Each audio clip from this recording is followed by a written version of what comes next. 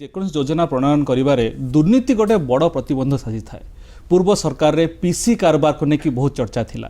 ଏବେ ମଧ୍ୟ ଭିଜିଲାନ୍ସ ଯେଉଁ ବଡ଼ ବଡ଼ ଇଞ୍ଜିନିୟରମାନଙ୍କୁ ଧରୁଛି ସେସବୁ ପୂର୍ବ ସରକାର ତାଙ୍କ ଟ୍ରାକ୍ ରେକର୍ଡ କଣ୍ଟିନ୍ୟୁ ହୋଇ ଆସୁଛି। ଏକୁ ଆପଣ ଜିରୋ ଟଲରାନ୍ସ ନୀତି କେମିତି ଆଗକୁ କାର୍ଯ୍ୟକାରୀ କରିବେ? ସବୁବେଳେ କୁହାଯାଏ ବଡ଼ ମାଛମାନେ ପଡ଼ୁନାହାନ୍ତି ଭିଜିଲାନ୍ସ ଜାଲରେ। ପ୍ରଶ୍ନର ଉତ୍ତର ସେଇ ଆପଣଙ୍କ ପ୍ରଶ୍ନ ଭିତରେ ହିଁ ଅଛି। ଏଣୁ ଏଥିରେ ଯେଉଁ ଜିରୋ ଟଲରାନ୍ସ କଥା କୁହାଯାଇଛି ତାକୁ କାର୍ଯ୍ୟକାରୀ କରାଯାଉଛି।